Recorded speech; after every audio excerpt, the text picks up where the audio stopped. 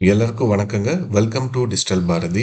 மத்திய அரசு அதனுடைய பட்ஜெட்டை வெளியிட்டிருக்கிறாங்க. 2025, 26க்கான நம்மளுடைய வருடாந்திர வரவு செலவு அறிக்கை. ரொம்ப முக்கியமானது. இதுல நம்மளுடைய இன்கம் டேக்ஸ் நம்ம செலுத்தக்கூடிய வரி அரசாங்கத்துக்கு செலுத்தக்கூடிய வரிய குறைச்சிருக்கிறாங்க. இது மிக முக்கியமான ஒரு அறிவிப்பு. இதற்கு முன்னாடி மிக முக்கியமான அறிவிப்புகள் 2 வந்திருந்தது. முதல் வந்து பார்த்தீங்க அப்படின்னா, யுபிஎஸ் அப்படின்னு சொல்லக்கூடிய யூனிஃபைட் பென்ஷன் ஸ்கீம் அப்படின்ட்டு ஒருங்கிணைந்த பென்ஷன் திட்டம் அப்படின்னு கொண்டு வந்தாங்க. இது யாரும் பெருசா எதிர்பார்க்காதது. என்பிஎஸ்க்கு மாற்றாக ஆல்டர்னேட்டிவா ஒரு பென்ஷன் திட்டம் அப்படின்றத கொண்டு வந்திருக்கிறாங்க. 2வது மிக முக்கியமான அறிவிப்பு 8வது சம்பள கமிஷன் நிறுவப்படும் அப்படின்றது சொல்லியிருக்காங்க. இதனால சம்பளம் கூடும். இப்போ வாங்கியிருக்கிற சம்பளத்தை விட மல்டிபிள்ஸாக மாறலாம். சரிங்களா? ஸோ இது ரொம்ப முக்கியமான அறிவிப்பு. 3வது அறிவிப்பு தான் இந்த பர்சனல் இன்கம் டேக்ஸை வந்து குறைச்சது. ஸோ இது மிக முக்கியமானது.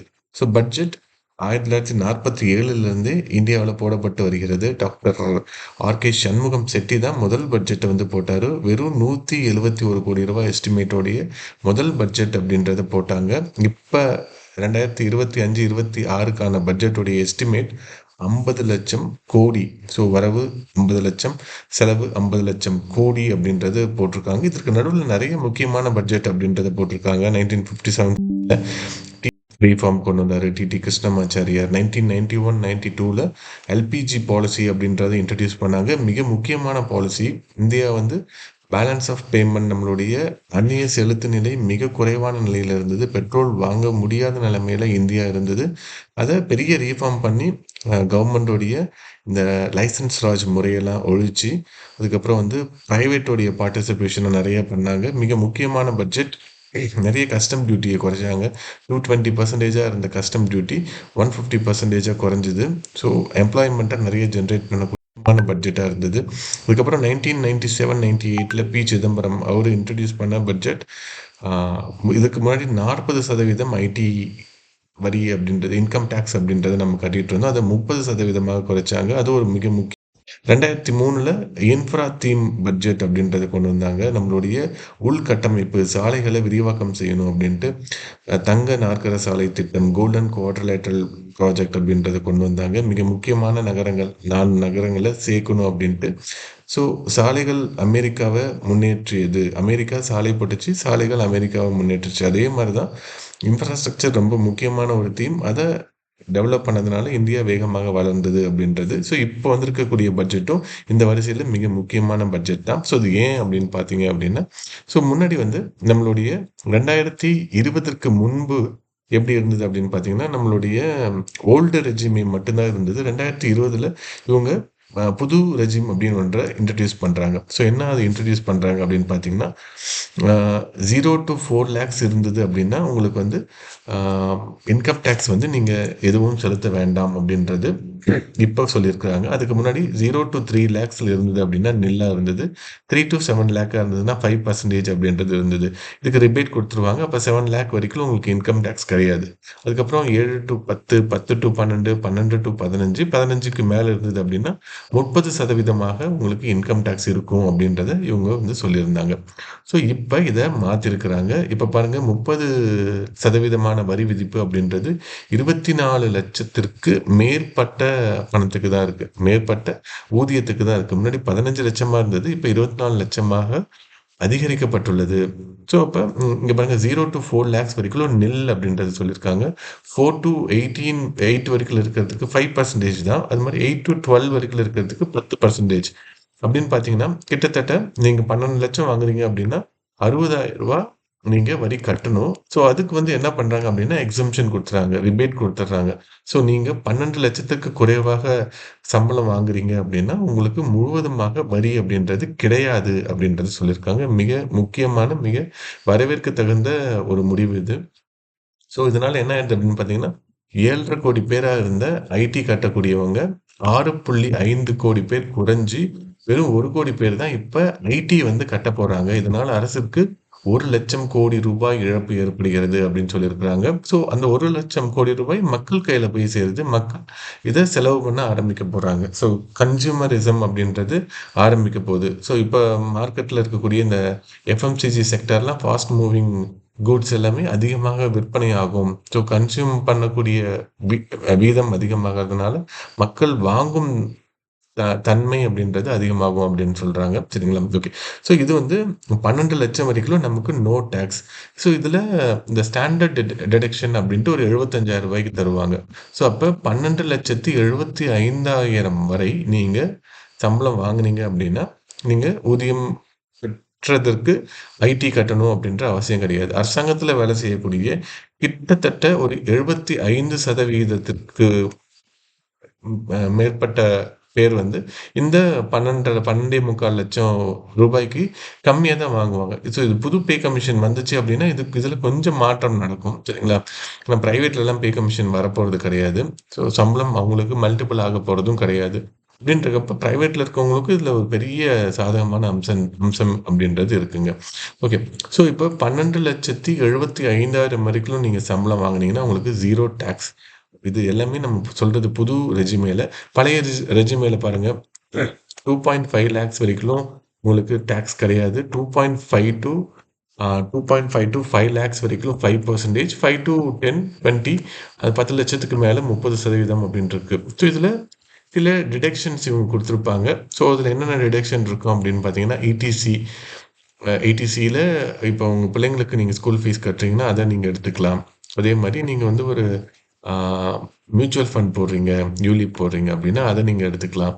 ஸோ இது மாதிரி இன்வெஸ்ட்மெண்ட்ஸ் எல்லாத்தையும் நம்ம இதில் வந்து காமிக்க முடியும். சரிங்களா? ஸோ அப்புறம் என்பிஎஸ்ல 50,000 அப்படின்றது கொடுத்துருப்பாங்க.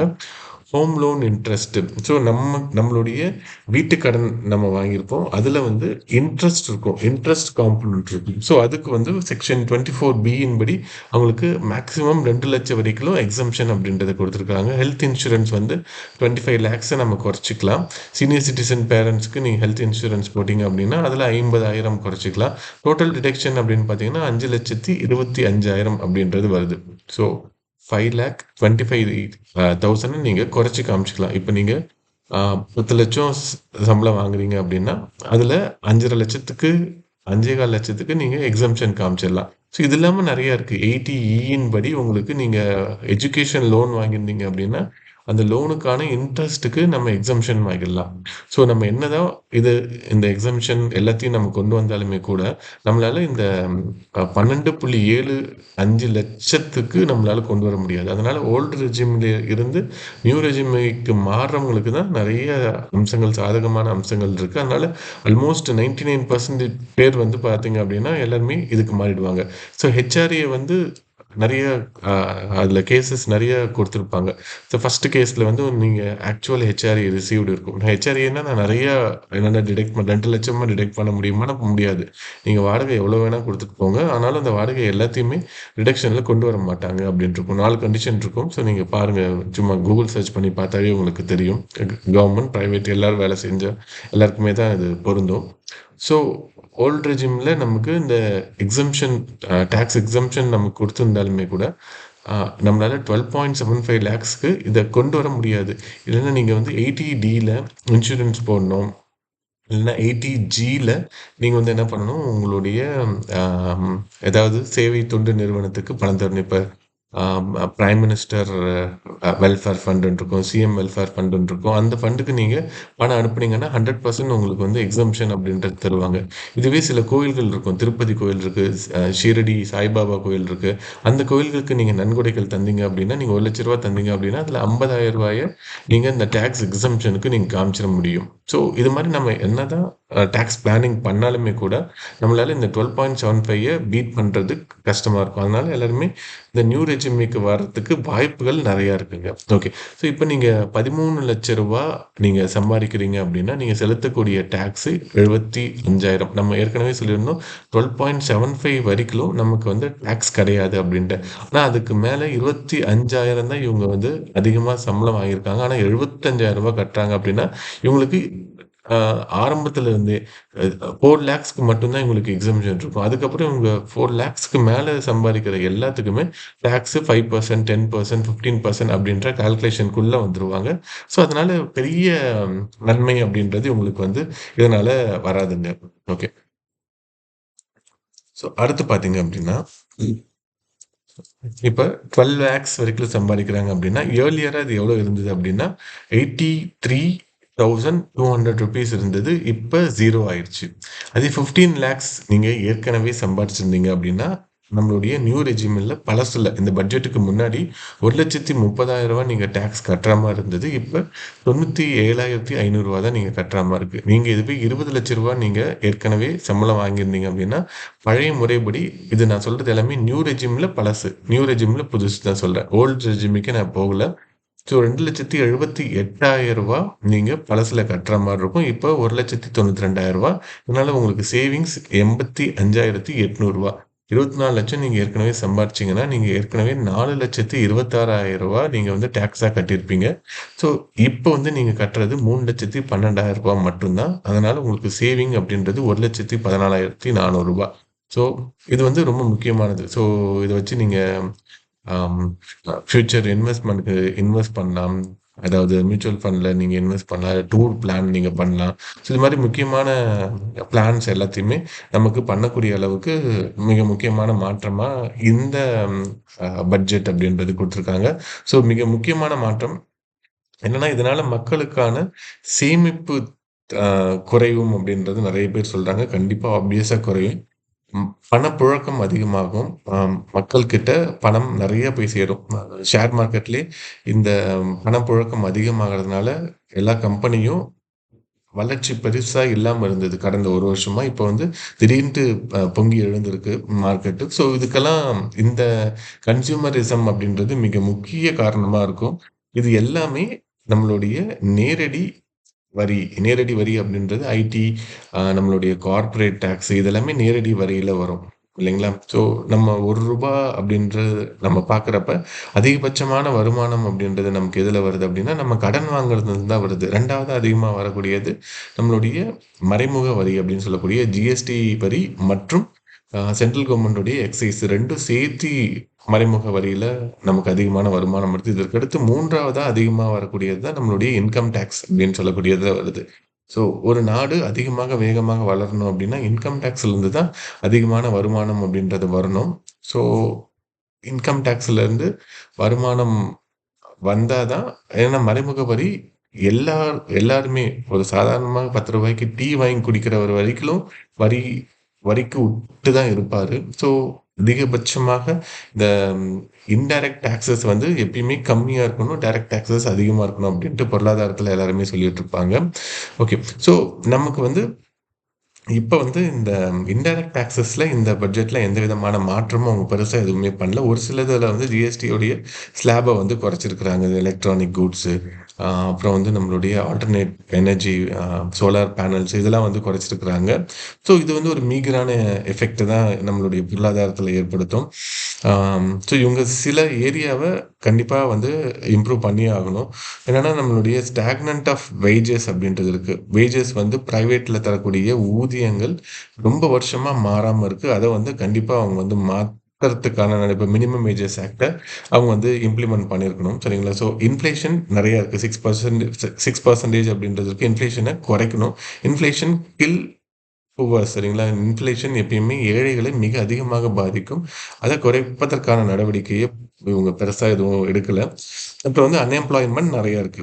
இன்னுமே கூட வேலை இல்லாதவர்கள் அதிகமாக இருக்கிறாங்க. இதற்கான நடவடிக்கைகள அரசாங்கம் பெருசா எடுக்காம போனதுனால, இந்த பொருளாதாரத்தோடைய அடுத்த கட்ட வளர்ச்சிய நோக்கி நம்ம போல. ஸோ ஜிஎஸ்டியோடைய வரி வருவாய வந்து குறைக்கணும். அதாவது ஜிஎஸ்டி வந்து என்ன பண்ணணும்? மறைமுக வரி. ஜிஎஸ்டியோடைய எல்லா பொருளும் ஜிஎஸ்டிக்குள்ள இருக்கு இல்லைங்களா? ஸோ அந்த ஜிஎஸ்டியோடைய இப்ப இன்கம் டாக்ஸ குறைச்ச மாதிரி ஜிஎஸ்டியும் குறைக்கணும் அப்படின்றது இந்த பொருளாதாரத்துல எல்லாருமே இப்ப வந்து பேசிட்டு இருக்கிறாங்க. அப்புறமா பெட்ரோல், டீசல் அதனுடைய விலைய குறைக்கணும். பெட்ரோல், டீசல் வந்து நேரடியாக எல்லாருடைய வாழ்வியலோடு தொடர்புடையது.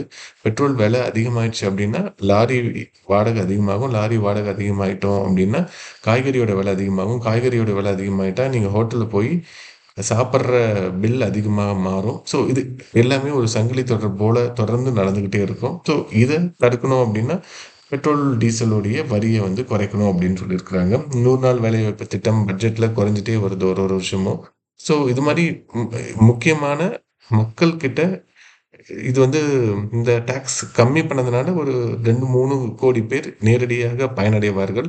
ஆனா, இப்ப இவங்க சொல்லியிருக்கிற இந்த ஜிஎஸ்டி, 100 நாள் வேலைவாய்ப்பு திட்டம், அப்புறம் பெட்ரோல், டீசல் வரைய குறைக்கிறது, இது மாரிலாம் இவங்க பண்ணியிருந்தாங்க அப்படின்னா, இன்னும் கூட பெரிய லெவல்ல நம்மளுடைய எக்கானமில பெரிய மாற்றங்கள் அப்படின்றது நடக்கும். ஸோ, இதெல்லாம் வந்து காலப்போக்குல நடந்துகிட்டே இருக்கும். ஒரு வருஷத்துக்கு மீறி ஒரு வருஷம் அப்படின்றது தொடர்ச்சியான ஒரு சுழற்சியில இதெல்லாம் தொடர்ந்து நடந்துகிட்டே இருந்தது அப்படின்னா, இந்தியா கண்டிப்பா வேகமாக வளரக்கூடிய நாடுல மிக முக்கியமான இடத்த பிடிக்கும். நன்றிங்க.